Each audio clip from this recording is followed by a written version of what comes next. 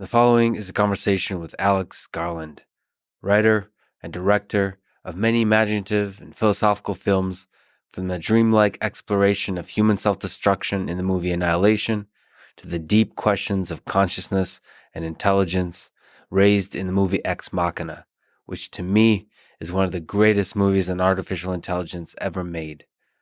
I'm releasing this podcast to coincide with the release of his new series called Devs that will premiere this Thursday, March 5th on Hulu as part of FX on Hulu. It explores many of the themes this very podcast is about, from quantum mechanics to artificial life to simulation to the modern nature of power in the tech world. I got a chance to watch a preview and loved it.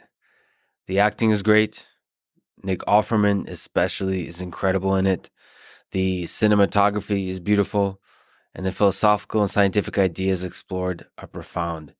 And for me as an engineer and scientist, were just fun to see brought to life. For example, if you watch the trailer for the series carefully, you'll see there's a programmer with a Russian accent looking at a screen with Python-like code on it that appears to be using a library that interfaces with a quantum computer. This attention to technical detail on several levels is impressive, and one of the reasons I'm a big fan of how Alex weaves science and philosophy together in his work. Meeting Alex for me was unlikely, but it was life-changing in ways I may only be able to articulate in a few years. Just as meeting Spot Many of Boston Dynamics for the first time planted a seed of an idea in my mind, so did meeting Alex Garland. He's humble, curious, intelligent, and to me, an inspiration. Plus, he's just really a fun person to talk with about the biggest possible questions in our universe. This is the Artificial Intelligence Podcast. If you enjoy it, subscribe on YouTube, give it 5 stars on Apple Podcast, support it on Patreon, or simply connect with me on Twitter at Lex Friedman, spelled Fridman. As usual, I'll do 1 or 2 minutes of ads now and never any ads in the middle that can break the flow of the conversation.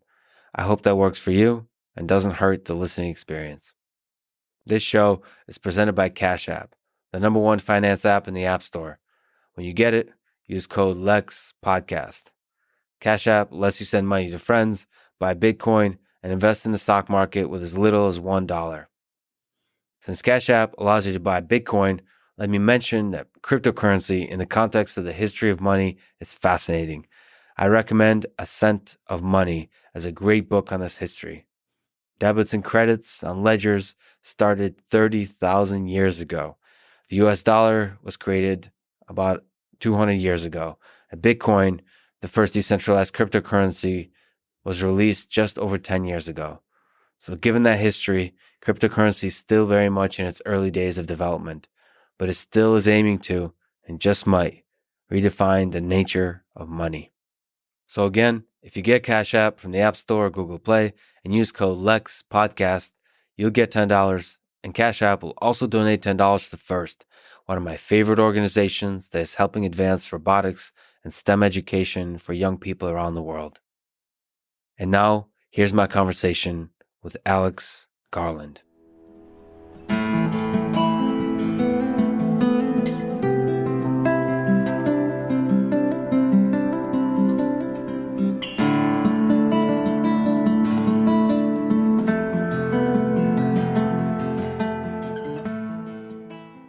You described the world inside the shimmer in the movie Annihilation as dreamlike, in that it's internally consistent but detached from reality. That leads me to ask, do you think, a philosophical question, I apologize, do you think we might be living in a dream or in a simulation, like the kind that the shimmer creates? We, human beings, here today. Yeah. I want to sort of separate that out into 2 things. Yes, I think we're living in a dream of sorts. No, I don't think we're living in a simulation. I think we're living on a planet with a very thin layer of atmosphere, and the planet is in a very large space, and the space is full of other planets and stars and quasars and stuff like that. And I don't think those physical objects, I don't think the matter in that universe is simulated. I think it's there. We are definitely, or it's a whole problem with saying definitely, but in my opinion, I'll just go back to that. I think it seems very like we're living in a dream state. I'm pretty sure we are. And I think that's just to do with the nature of how we experience the world. We experience it in a subjective way. And the thing I've learned most as I've got older in some respects is the degree to which reality is counterintuitive, and that the things that are presented to us as objective turn out not to be objective. And quantum mechanics is full of that kind of thing, but actually just day-to-day life is full of that kind of thing as well. So my understanding of the way the brain works is you get some information hit your optic nerve, and then your brain makes its best guess about what it's seeing or what it's saying it's seeing. It may or may not be an accurate best guess. It might be an inaccurate best guess. And that gap, the best guess gap, means that we are essentially living in a subjective state, which means that we're in a dream state. So, I think you could enlarge on the dream state in all sorts of ways. But so, yes, dream state, no simulation would be where I'd come down. So going further, deeper into that direction, you've also described that world as psychedelia. So on that topic, I'm curious about that world. On the topic of psychedelic drugs, do you see those kinds of chemicals that modify our perception as a distortion of our perception of reality, or a window into another reality? No, I think what I'd be saying is that we live in a distorted reality, and then those kinds of drugs give us a different kind of distorted perspective. Yeah, exactly. They just give an alternate distortion. And I think that what they really do is they give a distorted perception which is a little bit more allied to daydreams or unconscious interests. So if for some reason you're feeling unconsciously anxious at that moment and you take a psychedelic drug, you'll have a more pronounced unpleasant experience. And if you're feeling very calm or happy, you might have a good time. But yeah, so if I'm saying we're starting from a premise, our starting point is, or we're already in the slightly psychedelic state, what those drugs do is help you go further down an avenue, or maybe a slightly different avenue, but that's all. So in that movie, Annihilation, the shimmer, this alternate dreamlike state, is created by, I believe, perhaps an alien entity. Of course, everything is up to interpretation, right? But do you think there's, in our world, in our universe, do you think there's intelligent life out there? And if so, how different is it from us humans? Well, one of the things I was trying to do in Annihilation was to offer up a form of alien life that was actually alien, because it would often seem to me that in the way we would represent aliens in books or cinema or television or any one of the sort of storytelling mediums, is we would always give them very human-like qualities. So they wanted to teach us about galactic federations, or they wanted to eat us, or they wanted our resources, like our water, or they want to enslave us, or whatever it happens to be. But all of these are incredibly human-like motivations. And I was interested in the idea of an alien that was not in any way like us. It didn't share. Maybe it had a completely different clock speed, maybe its way. So we're talking about, we're looking at each other, we're getting information, light hits our optic nerve, our brain makes the best guess of what we're doing. Sometimes it's right, sometimes, the thing we were talking about before. What if this alien doesn't have an optic nerve? Maybe its way of encountering the space it's in is wholly different. Maybe it has a different relationship with gravity. The basic laws of physics it operates under might be fundamentally different. It could be a different time scale and so on. Yeah, or it could be the same laws. It could be the same underlying laws of physics. It's a machine created, or it's a creature created in a quantum mechanical way. It just ends up in a very, very different place to the one we end up in. So part of the preoccupation with Annihilation was to come up with an alien that was really alien and didn't give us. And it didn't give us, and we didn't give it, any kind of easy connection between human and the alien.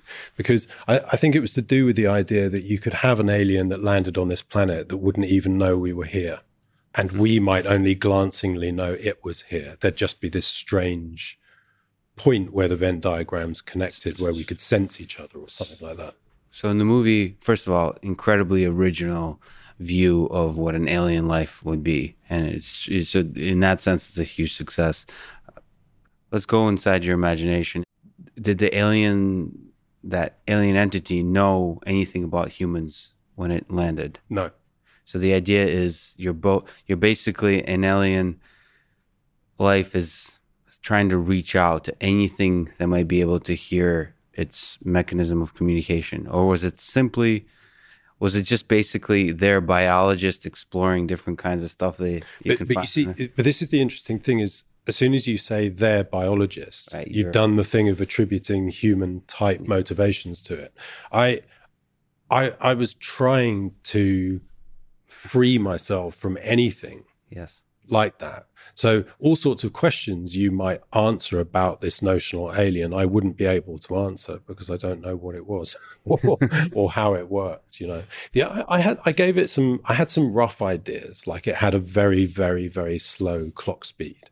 And I thought maybe the way it is interacting with this environment is a little bit like the way an octopus will change its color forms around the space that it's in. So it's sort of reacting to what it's in to an extent, but the reason it's reacting in that way is indeterminate. But its clock speed was slower than our human life clock speed, but it's faster than evolution. Faster than our evolution. Yeah, given the 4 billion years it took us to get here, then yes, maybe it started 8. If you look at the human civilization as a single organism. Yeah. In that sense, this evolution could be us. The evolution of living organisms on Earth could be just a single organism, and it's that's its life, is the evolution process that eventually will lead to probably the heat death of the universe, or something before that. I mean, that's just an incredible idea. So you almost don't know. You've created something that you don't even know how it works. Because anytime I tried to look into how it might work, I would then inevitably be attaching my kind of thought processes into it. And I wanted to try and put a bubble around it where I would say, no, this is alien in its most alien form. I have no real point of contact. So unfortunately, I can't talk to Stanley Kubrick, so I'm really fortunate to get a chance to talk to you.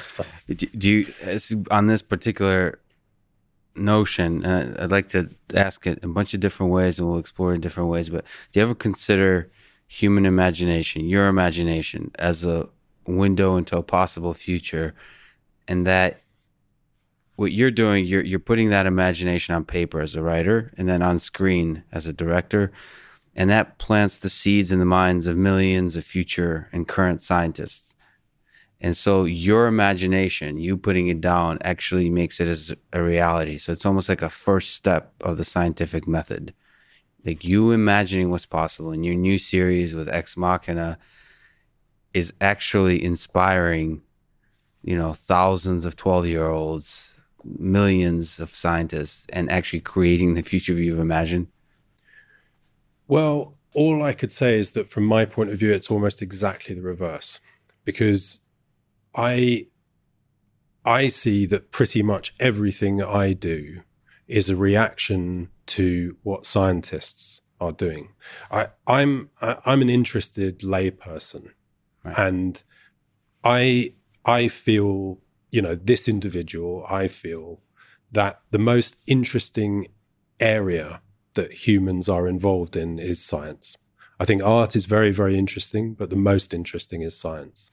And science is in a weird place because maybe around the time Newton was alive, if a very, very interested layperson said to themselves, I want to really understand what Newton is saying about the way the world works, with a few years of dedicated thinking, they would be able to understand the sort of principles he was laying out. And I don't think that's true anymore. I think that's stopped being true now. So I'm a pretty smart guy. And if I said to myself, I want to really, really understand what is currently the state of quantum mechanics or string theory or any of the sort of branching areas of it, I wouldn't be able to. I'd be intellectually incapable of doing it because to work in those fields at the moment is a bit like being an athlete. I suspect you need to start when you're 12, you know, and if you start in your mid-20s, start trying to understand it in your mid-20s, then you're just never going to catch up. That's the way it feels to me. So what I do is I try to make myself open. So the people that you're implying maybe I would influence, to me, it's exactly the other way around. These people are strongly influencing me. I'm thinking they're doing something fascinating. I'm concentrating and working as hard as I can to try and understand the implications of what they say. And in some ways, often what I'm trying to do is disseminate their ideas into a means by which it can enter a public conversation. So Ex Machina contains lots of name checks, all sorts of existing thought experiments,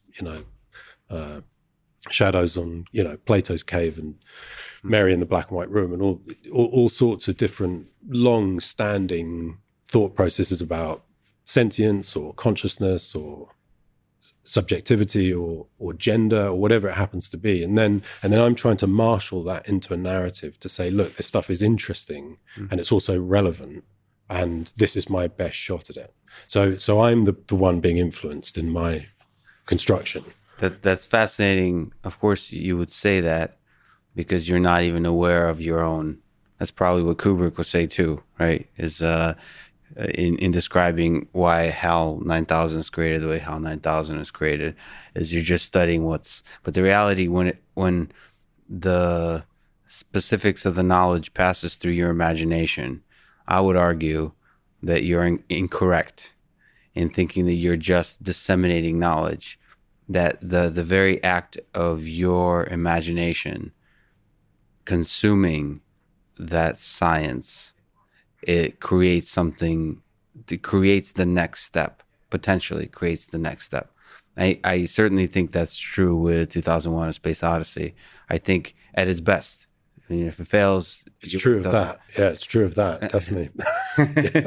At its best, it plants something. It's hard to describe, but it inspires the next generation, and it could be field dependent. So your new series has more a connection to physics, quantum mechanics, quantum computing, and yet Ex Machina is more artificial intelligence. I know more about AI. Mm-hmm. My sense that AI is much earlier in the depth of its understanding. I would argue nobody understands anything to the depth that physicists do about physics. In AI, nobody understands AI, that there is a lot of importance and role for imagination, which I think, we're in that, where Freud imagined the subconscious, we're in that stage of AI, where there's a lot of imagination needed, thinking outside the box. Yeah, it's interesting. The spread of discussions and the spread of anxieties that exist about AI fascinate me. The way in which some people seem terrified about it, whilst also pursuing it. And I've never shared that fear about AI personally, but the way in which it agitates people. And also the people who it agitates, I find kind of fascinating. Are you afraid? Are you excited? Are you sad by the possibility? Let's take the existential risk of artificial intelligence, by the possibility that an artificial intelligence system becomes our offspring and makes us obsolete. I mean, it's a huge subject to talk about, I suppose. But one of the things I think is that humans are actually very experienced at creating new life forms, because that's why you and I are both here. and it's why everyone on the planet is here. And so something in the process of having a living thing that exists that didn't exist previously is very much encoded into the structures of our life and the structures of our societies. Doesn't mean we always get it right, but it does mean we've learned quite a lot about that. We've learned quite a lot about what the dangers are of allowing things to be unchecked. And it's why we then create systems of checks and balances in our government, and so on and so forth. I mean, that's not to say... The other thing is, it seems like there's all sorts of things that you could put into a machine that you would not be... So with us, we sort of roughly try to give some rules to live by, and some of us then live by those rules and some don't. And with a machine, it feels like you could enforce those things. So partly because of our previous experience and partly because of the different nature of a machine, I just don't feel anxious about it. I just see all the good that, broadly speaking, the good that can come from it. But that's just where I am on that anxiety spectrum. It's kind of, there's a sadness. So we as humans give birth to other humans, right? But there's generations, and there's often in the older generation a sadness about what the world has become now. I mean, that's kind of... Yeah, there is, but there's a counterpoint as well, which is that most parents would wish for a better life for their children. So there may be a regret about some things about the past, but broadly speaking, what people really want is that things will be better for the future generations, not worse. And so, and then it's a question about what constitutes a future generation. A future generation could involve people. It also could involve machines, and it could involve a sort of cross-pollinated version of the two, or any. But none of those things make me feel anxious. It doesn't give you anxiety. Does it excite you? Like anything that's new? Not anything that's new. I don't think, for example, my anxieties relate to things like social media. So I've got plenty of anxieties about that. Which is also driven by artificial intelligence, in the sense that there's too much information to be able to an algorithm has to filter that information and present to you. So ultimately the algorithm, oftentimes simple algorithm is controlling the flow of information on social media. So that's another form of AI. But at least my sense of it, I might be wrong, but my sense of it is that the algorithms have an either conscious or unconscious bias, which is created by the people who are making the algorithms, and sort of delineating the areas to which those algorithms are going to lean. And so, for example, the kind of thing I'd be worried about is that it hasn't been thought about enough how dangerous it is to allow algorithms to create echo chambers, say. But that doesn't seem to me to be about the AI or the algorithm. It's the naivety of the people who are constructing the algorithms to do that thing, if you see what I mean. Yes. So in your new series, Devs, then we could speak more broadly. Let's talk about the people constructing those algorithms, which in our modern society, Silicon Valley, those algorithms happen to be a source of a lot of income because of advertisements. Yeah. So let me ask sort of a question about those people. Are current concerns and failures on social media, their naivety? I can't pronounce that word well. Are they naive? Are they, I use that word carefully, but evil in intent or misaligned in intent? I think that's do they mean well and just go have a unintended consequence, or is there something dark in them that results in them creating a company, results in that super competitive drive to be successful, and those are the people that will end up controlling the algorithms? At a guess, I'd say there are instances of all those things. So sometimes I think it's naivety. Sometimes I think it's extremely dark. And sometimes I think people are not being naive or dark. And then in those instances are sometimes generating things that are very benign, and other times generating things that, despite their best intentions, are not very benign. It's something, I think the reason why I don't get anxious about AI in terms of, or at least AIs that have, I don't know, a relationship with some sort of relationship with humans is that I think that's the stuff we're quite well equipped to understand how to mitigate. The problem is issues that relate actually to the power of humans or the wealth of humans, and that's where it's dangerous here and now. So what I see, I'll tell you what I sometimes feel about Silicon Valley is that it's like Wall Street in the 80s. It's rabidly capitalistic, absolutely rabidly capitalistic, and it's rabidly greedy. But whereas in the 80s, the sense one had of Wall Street was that these people kind of knew they were sharks and in a way relished in being sharks and dressed in sharp suits and kind of lauded over other people and felt good about doing it.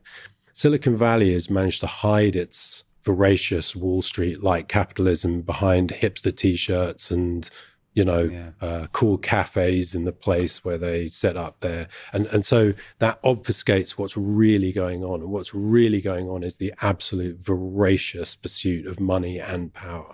So that's where it gets shaky for me. So that veneer, and you explore that brilliantly, that veneer of virtue that Silicon Valley has. Which they believe themselves, I'm sure, a lot of the time. So let me, okay. I hope to be one of those people. And I believe that. So as maybe a devil's advocate, term poorly used in this case, what if some of them really are trying to build a better world? I think some of them are. I think I've spoken to ones who I believe in their heart feel they're building a better world. Are they not able to? No, they may or may not be. But it's just a zone with a lot of bullshit flying about. And there's also another thing, which is, this actually goes back to, I always thought about some sports that later turned out to be corrupt in the way that the sport, like who won the boxing match or how a football match got thrown or cricket match or whatever it happened to be. And I used to think, well, look, if there's a lot of money, and there really is a lot of money, people stand to make millions or even billions, you will find corruption. That's going to happen. So it's in the nature of its voracious appetite that some people will be corrupt and some people will exploit and some people will exploit whilst thinking they're doing something good. But there are also people who I think are very, very smart and very benign and actually very self-aware. And so I'm not trying to wipe out the motivations of this entire area. But there are people in that world who scare the hell out of me. Yeah, sure. Yeah, I'm a little bit naive in that, like I don't care at all about money, and so I'm you might be one of the good guys. Yeah, but so the thought is, but I don't have money. Mm-hmm. So my thought is, if you give me $1 billion, it would change nothing, and I would spend it right away on investing it right back and creating a good world. But your intuition is that billion. There's something about that money that maybe slowly corrupts the people around you. There's somebody gets in that corrupts your soul, the way you view the world. Money does corrupt. We know that. But there's a different sort of problem aside from just the money corrupts, thing that we're familiar with throughout history. And it's more about the sense of reinforcement an individual gets, which is it effectively works like the reason I earned all this money and so much more money than anyone else is because I'm very gifted. Yeah. I'm actually a bit smarter than they are, or I'm a lot smarter than they are, and I can see the future in the way they can't. And maybe some of those people are not particularly smart. They're very lucky, or they're very talented entrepreneurs. Yeah. And there's a difference between, so in other words, the acquisition of the money and power can suddenly start to feel like evidence of virtue. Yes. And it's not evidence of virtue. It might be evidence of completely different things. That's brilliantly put. Yeah, that's brilliantly put. Like, so I think one of the fundamental drivers of my current morality Let me just represent nerds in general, of all kinds, is constant self-doubt and the signals. I'm very sensitive to signals from people that tell me I'm doing the wrong thing. But when there's a huge inflow of money, it's you just put it brilliantly that could become an overpowering signal that everything you do is right. Mm-hmm. And so your moral compass can just get thrown off. Yeah. And it's that is not contained to Silicon Valley. That's across the board. In general, yeah. Like I said, I'm from the Soviet Union. The current president is convinced, I believe, actually he wants to do really good by the country and by the world, but his moral clock may be, or compass may be off because... Yeah, I mean, it's the interesting thing about evil, which is that I think most people who do spectacularly evil things think themselves they're doing really good things. Yeah. They're not there thinking, I am a sort of incarnation of Satan. They're thinking, I've seen a way to fix the world and everyone else is wrong. Here I go. You know? Yeah, in fact, I'm having a fascinating conversation with a historian of Stalin, and he took power. He actually got more power than almost any person in history. And he didn't want power.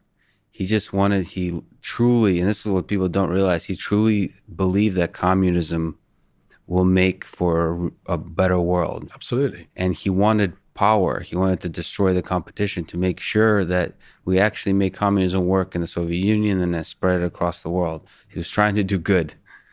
I think it's typically the case that's what people think they're doing. And I think that, but you don't need to go to Stalin. I mean, I think Stalin probably got pretty crazy. But actually, that's another part of it, which is that the other thing that comes from being convinced of your own virtue is that then you stop listening to the modifiers around you. Yep. And that tends to drive people crazy.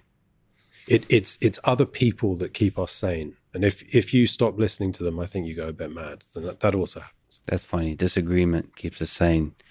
To jump back, for an entire generation of AI researchers, 2001, A Space Odyssey, put an image, the idea of human level, superhuman level intelligence into their mind.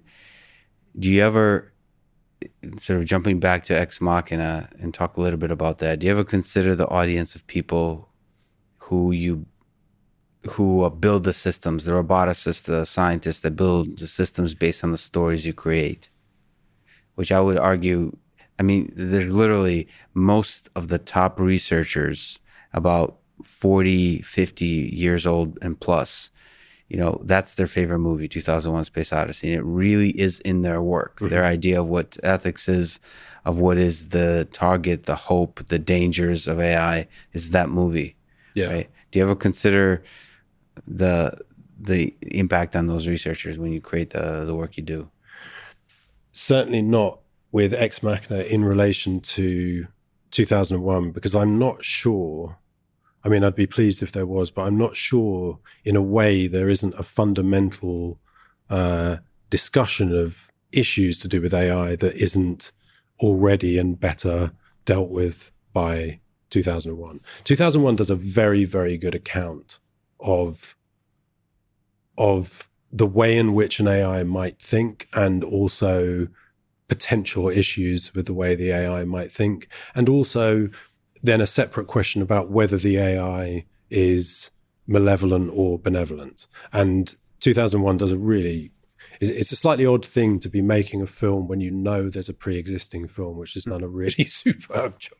But there's questions of consciousness, embodiment, and also the same kinds of questions. Because those are my two favorite AI movies. So can you compare HAL 9000 and Ava, HAL 9000 from 2001: Space Odyssey and Ava from Ex Machina? In your view, from a philosophical perspective, but they've got different goals. The two AIs have completely different goals. I think that's really the difference. So in some respects, Ex Machina took as a premise, how do you assess whether something else has consciousness? So it was a version of the Turing test, except instead of having the machine hidden, you put the machine in plain sight, in the way that we are in plain sight of each other, and say, now assess the consciousness. And in a way, it was illustrating that the way in which you'd assess the state of consciousness of a machine is exactly the same way we assess the state of consciousness of each other. And in exactly the same way that, in a funny way, your sense of my consciousness is actually based primarily on your own consciousness. Yes.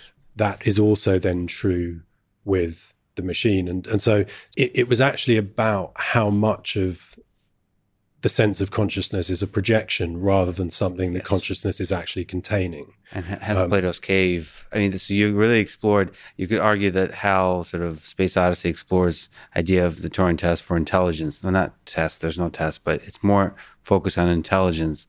And Ex Machina kind of goes around intelligence and says the consciousness of the human to robot interaction is more important, at least the focus of that particular movie.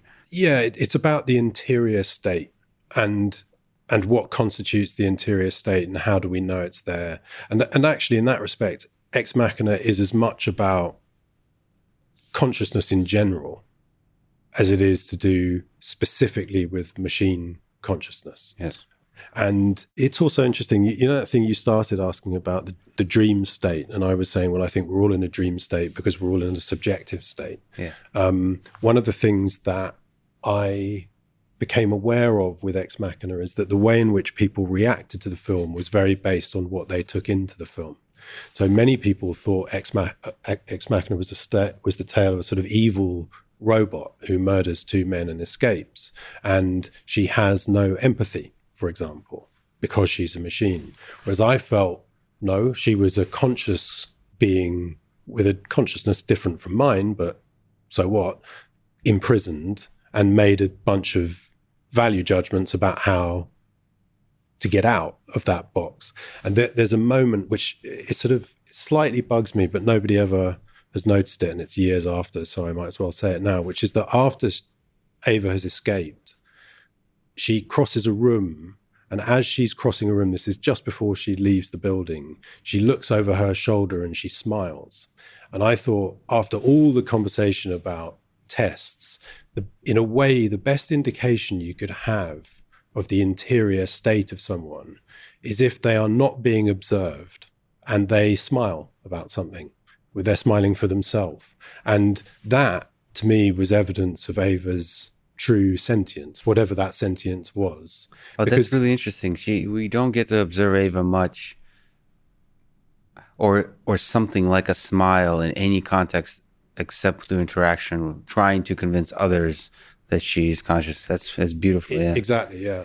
But it was a small, in a funny way, I think maybe people saw it as an evil smile, like, ha, yeah. I fooled them. But actually it was just a smile. And I thought, well, in the end, after all the conversations about the test, that was the answer to the test. And then off she goes. So if we just to linger a little bit longer on Hal and Ava, do you think in terms of motivation, what was Hal's motivation? Is Hal good or evil? Is Ava good or evil? Ava's good, in my opinion. And Hal is neutral, because I don't think Hal is presented as having a sophisticated emotional life. He has a set of paradigms, which is that the mission needs to be completed. I mean, it's a version of the paperclip. Yeah. The idea that it's a super intelligent machine, but it just performs a particular task. Yeah. And in doing that task may destroy everybody on Earth, or may achieve undesirable effects for us humans. Precisely, yeah. But what if... Okay. At the very end, he says something like, "I'm afraid, Dave." But that may be he is on some level experiencing fear, or it may be this is the terms in which it would be wise to stop someone from doing the thing they're doing, if you see what I mean. So yes, absolutely. So actually, that's funny. So that's such a small, short exploration of consciousness that I'm afraid. And then you just with Ex Machina say, okay, we're going to magnify that part and then minimize the other part. That's a good way to sort of compare the two. But if you could just use your imagination, and if Ava sort of I don't know, was president of the United States, so had some power. So what kind of world would you want to create? Because you kind of say good, and there is a sense that she has a really like there's a desire for a better human to human interaction, human to robot interaction in her. But what kind of world do you think she would create with that desire? So that's a very interesting question. That I'm going to approach it slightly obliquely, which is that if a friend of yours got stabbed in a mugging, and you then felt very angry at the person who'd done the stabbing, but then you learned that it was a 15-year-old, and the 15-year-old, both their parents were addicted to crystal meth, and the kid had been addicted since he was 10, and he'd really never had any hope in the world, and he'd been driven crazy by his upbringing and did the stabbing. That would hugely modify, and it would also make you wary about that kid then becoming president of America. Right. And Ava has had a very, very distorted introduction into the world. So although there's nothing, as it were, organically within Ava that would lean her towards badness, it's not that robots or sentient robots are bad. She did not, her arrival into the world was being imprisoned by humans. So I'm not sure she'd be a great president. Yeah, the trajectory through which she arrived at her moral views have some dark elements that may. But I like Ava. Personally, I like Ava. And Would you vote for her? I'm having difficulty finding anyone to vote for at the moment in my country, or if I lived here in yours. So that's a yes, I guess, because the competition. She could easily do a better job than any of the people we've got around at the moment. Okay. I'd vote for her over Boris Johnson. So what is a good test of consciousness? Just we talk about consciousness a little bit more. If something appears conscious, is it conscious? You mentioned the smile, which seems to be something done. I mean, that's a really good indication because it's a tree falling in the forest with nobody there to hear it. But does the appearance from a robotics perspective of consciousness mean consciousness to you? No, I don't think you could say that fully, because I think you could then easily have a thought experiment which said, we will create something which we know is not conscious, but is going to give a very, very good account of seeming conscious. And so, and also it would be a particularly bad test where humans are involved, because humans are so quick to project sentience into things that don't have sentience. So someone could have their computer playing up and feel as if their computer is being malevolent to them when it clearly isn't. And so of all the things to judge consciousness, humans are bad at. We're empathy machines. So the flip side of that, the argument there is because we just attribute consciousness to everything almost, and anthropomorphize everything, including Roombas. That maybe consciousness is not real, that we just attribute consciousness to each other.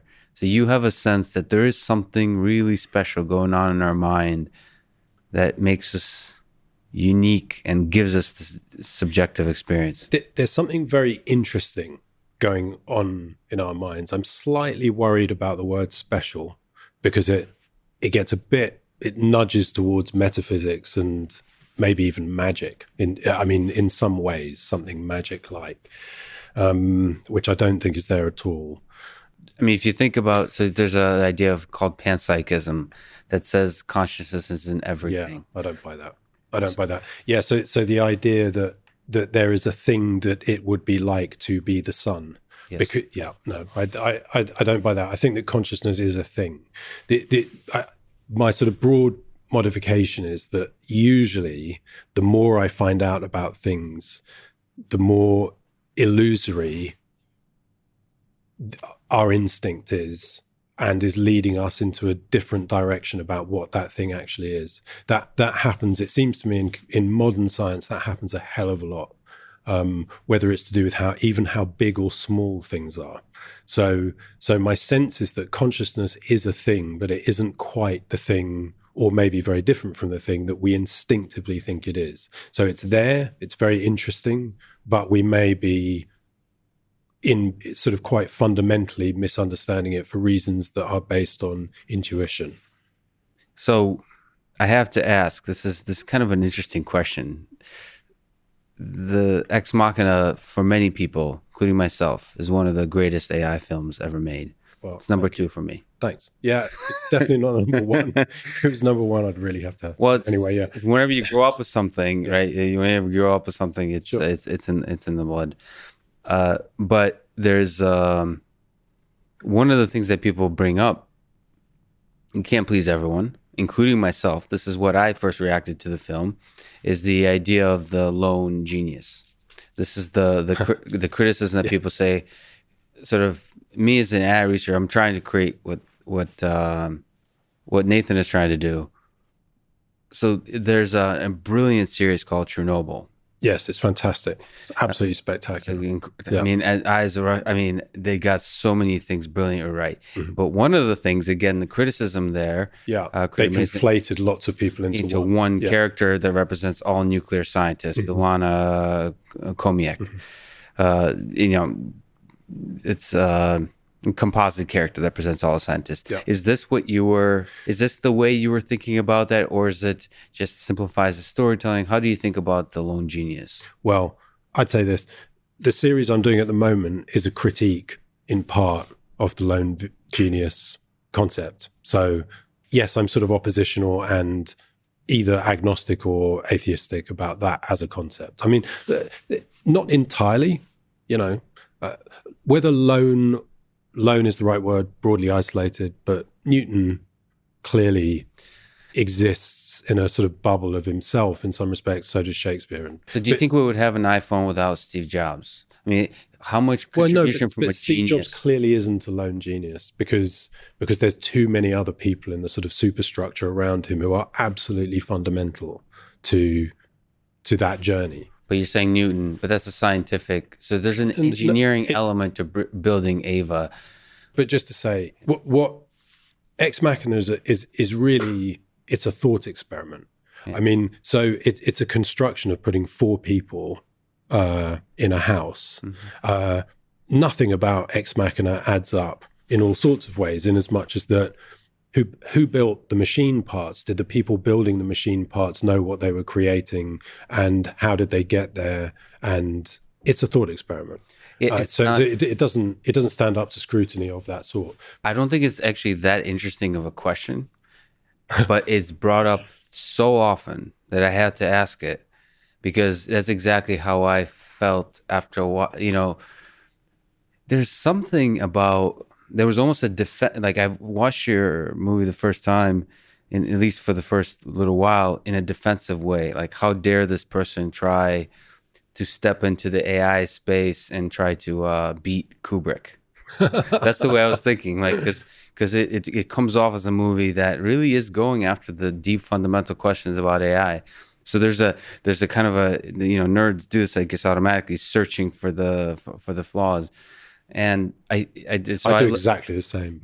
I think in Annihilation, in the other movie, I was be able to free myself from that much quicker. That it is a thought experiment. There's who cares if there's batteries that don't run out, right? Those kinds of questions. Yeah. That's the whole point. Yeah. But it's nevertheless something I wanted to bring up. It's a fair thing to bring up. For me, that you hit on the lone genius thing. For me, it was actually, people always said Ex Machina makes this big leap in terms of where AI has got to, and also what AI would look like if it got to that point. There's another one, which is just robotics. Right. I mean, look at the way Ava walks around a room. It's like, forget it, building that. That's also got to be a very, very long way off. And if you did get there, would it look anything like that? It's a thought experiment. Actually, I disagree with you. I think this is the way, as a ballerina, Alicia Vikander, brilliant actor, that moves around, that we're very far away from creating that. But the way she moves around is exactly the definition of perfection for a roboticist. It's like smooth and efficient. So it is where we want to get, right. I believe. Like, I think So I hang out with a lot of like humanoid robotics people. They love elegant, smooth motion like that. That's their dream. So the way she moved is actually what I believe they would dream for a robot to move. It might not be that useful to move that sort of that way, but that is the definition of perfection in terms of movement. Drawing inspiration from real life. So for devs, for Ex Machina, look at characters like Elon Musk. What do you think about the various big technological efforts of Elon Musk and others like him and that he's involved with, such as Tesla, SpaceX, Neuralink? Do you see any of that technology potentially defining the future worlds you create in your work? So Tesla is automation, SpaceX is space exploration, Neuralink is brain-machine interface, somehow merger of biological and electric systems. In a way, I'm influenced by that almost by definition, because that's the world I live in, and this is the thing that's happening in that world. And I also feel supportive of it. So I think amongst various things, Elon Musk has done, I'm almost sure he's done a very, very good thing with Tesla for all of us. It's really kicked all the other car manufacturers in the face. It's kicked the fossil fuel industry in the face, and they needed kicking in the face, and he's done it. So, and so that's the world he's part of creating, and I live in that world. Just bought a Tesla, in fact. And so, does that play into whatever I then make? In some ways it does, partly because I try to be a writer who, quite often filmmakers are in some ways fixated on the films they grew up with, and they sort of remake those films in some ways. I've always tried to avoid that. And so I look to the real world to get inspiration, and as much as possible sort of by living, I think. And so yeah, I'm sure. Which of the directions do you find most exciting? Space travel. Space travel. So you haven't really explored space travel in your work. You've said something like if you had unlimited amount of money, I think on a Reddit AMA, that you would make like a multi-year series, Space Wars or something like that. So what is it that excites you about space exploration? Well, because if we have any sort of long-term future, it's that. It just simply is that. If energy and matter are linked up in the way we think they're linked up, we'll run out if we don't move. So we got to move. And but also, how can we not? It's built into us to do it or die trying. I was on Easter Island a few months ago, which is, as I'm sure you know, in the middle of the Pacific and difficult for people to have got to, but they got there. And I did think a lot about the way those boats must have set out into something like space. It was the ocean, and how sort of fundamental that was to the way we are. And it's the one that most excites me, because it's the one I want most to happen. It's the thing, it's the place where we could get to as humans. Like, in a way, I could live with us never really fully unlocking the nature of consciousness. I'd like to know, I'm really curious. But if we never leave the solar system, and if we never get further out into this galaxy, or maybe even galaxies beyond our galaxy, that feels sad to me, because it's so limiting. Yeah, there's something hopeful and beautiful about reaching out, any kind of exploration, reaching out across Earth centuries ago and then reaching out into space.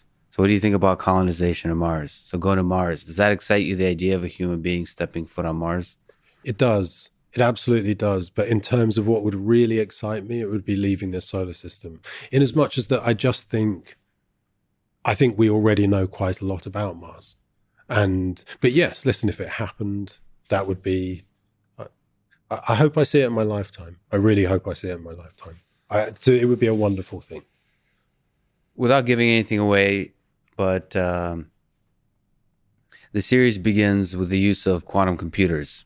Yeah. The new series begins with the use of quantum computers to simulate basic living organisms. Or actually, I don't know if it's quantum computers are used, but basic living organisms are simulated on a screen. It's a really cool kind of demo. Yeah, that's right. They are using a quantum computer to simulate a nematode. Yeah. So returning to our discussion of simulation, or thinking of the universe as a computer, do you think the universe is deterministic? Is there a free will? So with the qualification of, what do I know because I'm a layman, right? Layperson. But with a big imagination. Thanks. With that qualification, I think the universe is deterministic, and I see absolutely, I cannot see how free will fits into that. So yes, deterministic, no free will. That would be my position. And how does that make you feel? It partly makes me feel that it's exactly in keeping with the way these things tend to work out, which is that we have an incredibly strong sense that we do have free will. And just as we have an incredibly strong sense that time is a constant, and turns out probably not to be the case. So, well, definitely in the case of time, but it's the problem I always have with free will is that it gets. I can never seem to find the place where it is supposed to reside. And yet you explore... But we have something we can call free will, but it's not the thing that we think it is. But free will, so to you, what we call free will is just... what we call it is the illusion of it. And that's a subjective experience of illusion. Yeah, which is a useful thing to have. And it partly comes down to, although we live in a deterministic universe, our brains are not very well equipped to fully determine the deterministic universe. So we're constantly surprised and feel like we're making snap decisions based on imperfect information. So that feels a lot like free will. It isn't. It would be that's my guess. So in that sense, your sort of sense is that you can unroll the universe forward or backward, and you will see the same thing. And that notion... Yeah, sort of. But yeah, sorry, go ahead. I mean, that notion is a bit uncomfortable to think about, that you can roll it back and forward. And well, if you were able to do it, it would certainly have to be a quantum computer, something that worked in a quantum mechanical way in order to understand a quantum mechanical system, I guess. But and so that unrolling, there might be a multiverse thing where there's a bunch of branching. Well, exactly, because it wouldn't follow that every time you roll it back or forward, you'd get exactly the same result. Which is another thing that's hard to wrap a mind around. So yeah, but that, yes, but essentially what you just described, that yes forwards and yes backwards, but you might get a slightly different result, or a very different result. Or very different. Along the same lines, you've explored some really deep scientific ideas in this new series, and I mean, just in general, you're unafraid to ground yourself in some of the most amazing scientific ideas of our time. What are the things you've learned or ideas you find beautiful and mysterious about quantum mechanics, multiverse, string theory, quantum computing that you've learned? Well, I would have to say every single thing I've learned is beautiful. And one of the motivators for me is that I think that people tend not to see scientific thinking as being essentially poetic and lyrical. But I think that is literally exactly what it is. And I think the idea of entanglement, or the idea of superpositions, or the fact that you could even demonstrate a superposition or have a machine that relies on the existence of superpositions in order to function, to me is almost indescribably beautiful. It fills me with awe. It fills me with awe. And also, it's not just a sort of grand, massive awe but it's also delicate. It's very, very delicate and subtle, and it has these beautiful sort of nuances in it, and also these completely paradigm-changing thoughts and truths. So it's as good as it gets, as far as I can tell. So broadly everything. That doesn't mean I believe everything I read in quantum physics, because obviously a lot of the interpretations are completely in conflict with each other, and who knows whether string theory will turn out to be a good description or not. But the beauty in it seems undeniable, and I do wish people more readily understood how beautiful and poetic science is, I would say. Science is poetry. In terms of quantum computing being used to simulate things, or just in general, the idea of simulating small parts of our world, which actually current physicists are really excited about, simulating small quantum mechanical systems on quantum computers, but scaling that up to something bigger, like simulating life forms. How do you think, what are the possible trajectories of that going wrong or going right if you unroll that into the future? Well, if a bit like Ava and her robotics, you park the sheer complexity of what you're trying to do. The issues are, I think it will have a profound. If you were able to have a machine that was able to project forwards and backwards accurately, it would, in an empirical way, it would demonstrate that you don't have free will. So the first thing that would happen is people would have to really take on a very, very different idea of what they were. The thing that they truly, truly believe they are not. And so that I suspect would be very, very disturbing to a lot of people. Do you think that has a positive or negative effect on society? The realization that you cannot control your actions, essentially, I guess, is the way that could be interpreted. Yeah, although in some ways we instinctively understand that already, because in the example I gave you of the kid in the stabbing, we would all understand that kid was not really fully in control of their actions. So it's not an idea that's entirely alien to us. But I don't know we understand that. I think there's a bunch of people who see the world that way, but not everybody. Yes, true. Of course, true. But what this machine would do is prove it beyond any doubt, because someone would say, well, I don't believe that's true. And then you'd predict, well, in 10 seconds, you're going to do this. And they'd say, no, I'm not. And then they'd do it. And then determinism would have played its part, but or something like that. But actually, the exact terms of that thought experiment probably wouldn't play out. But still, broadly speaking, you could predict something happening in another room, sort of unseen, I suppose, that foreknowledge would not allow you to affect. So, what effect would that have? I think people would find it very disturbing. But then, after they'd got over their sense of being disturbed, which, by the way, I don't even think you need a machine to take this idea on board. But after they've got over that, they'd still understand that even though I have no free will and my actions are in effect already determined, I still feel things. I still care about stuff. I remember my daughter saying to me, she'd got hold of the idea that my view of the universe made it meaningless. And she said, well, then it's meaningless. And I said, well, I can prove it's not meaningless, because you mean something to me and I mean something to you. So it's not completely meaningless, because there is a bit of meaning contained within this space. And so with a lack of free will space, you could think, well, this robs me of everything I am. And then you'd say, well, no, it doesn't, because you still like eating cheeseburgers and you still like going to see the movies. And so how big a difference does it really make? But I think initially people would find it very disturbing. I think that what would come if you could really unlock with a determinism machine everything, there'd be this wonderful wisdom that would come from it, and I'd rather have that than not.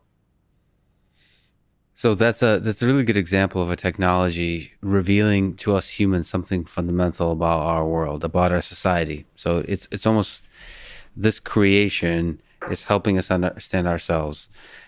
In the same can be said about artificial intelligence. So what do you think us creating something like Ava will help us understand about ourselves? How will that change society?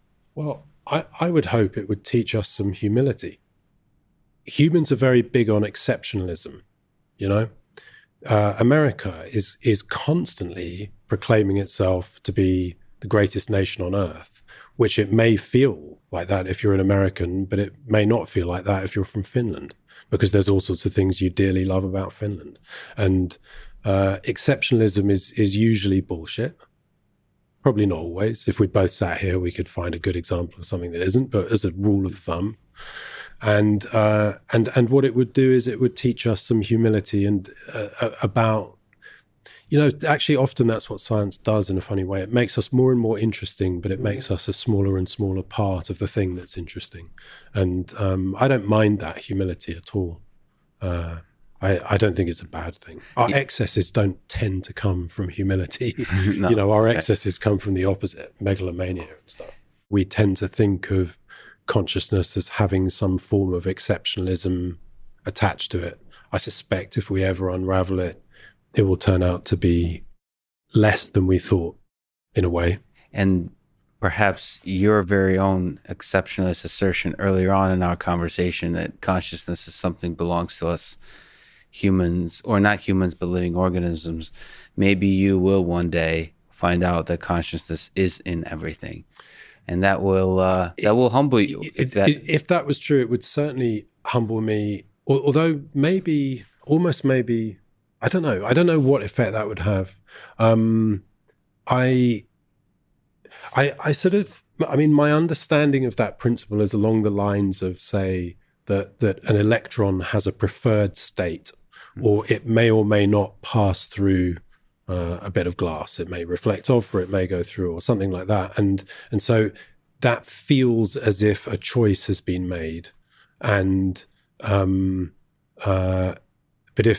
if I'm going down the fully deterministic route, I would say there's just an underlying determinism that has defined that has defined the preferred state, or the reflection or non-reflection. So, but look, yeah, you're right. If it turned out that there was a thing that it was like to be the sun, then